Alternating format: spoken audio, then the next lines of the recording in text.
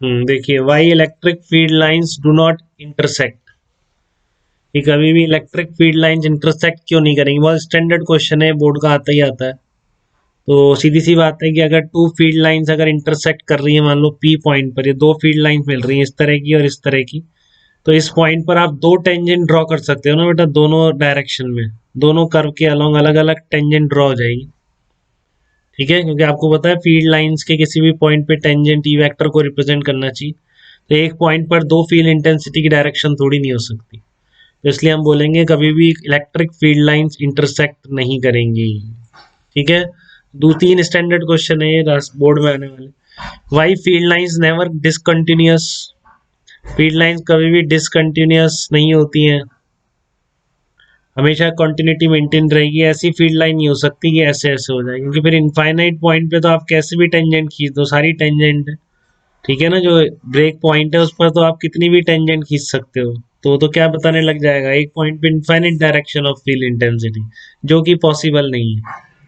ठीक है, तो at point of discontinuity infinite tangents can be drawn which represent infinite direction at the same point, which is not possible. Why electric field lines can never form closed loop, another important चीज कि कोई भी electric field line basically electrostatic field line है। मैंने आपको बताया होगा पहले भी, एक इंड्यूस इलेक्ट्रिक फील्ड और होता है, वो नॉन कंजर्वेटिव हो जाता है, तो उसमें क्लोज लूप भी बनता है।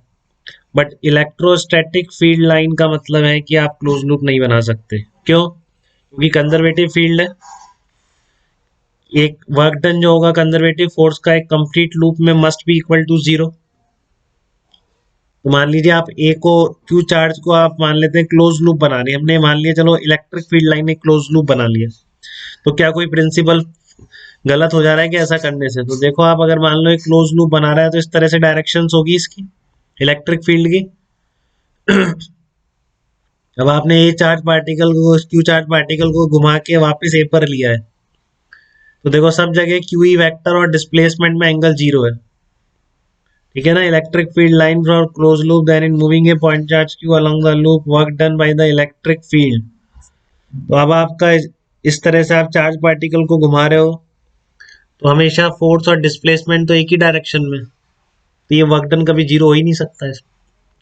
देख रहे हो आप, हर पॉइंट पर क्यू ई वेक्टर और DL vector, Q E vector DL vector, Q E vector DL vector, सब जगह तो सेम डायरेक्शन में होंगे। ठीक है, तो फिर एक चार्ज पार्टिकल को एक लूप में घुमाने में वर्क डन तो जीरो होगा ही नहीं, ऐसा हो नहीं सकता, क्योंकि इलेक्ट्रोस्टैटिक फील्ड क्या है, कंजर्वेटिव फील्ड। अगर घूम के आप वहीं पर आ जाओगे तो net work done by the field must be zero. ठीक है, तो यही सब लिखा है। Suppose electric field from the close loop then in moving a point charge Q along the loop work done by the field will not be zero. ठीक है, तो इसलिए आप बोलेंगे क्या, इलेक्ट्रिक फील्ड लाइंस कभी भी क्लोज लूप के फॉर्म में नहीं होनी चाहिए। क्लियर है बात यहाँ तक बेटा आपको? यही सब लिखा हुआ है इसमें। इस conservative field and work done in close loop must be zero.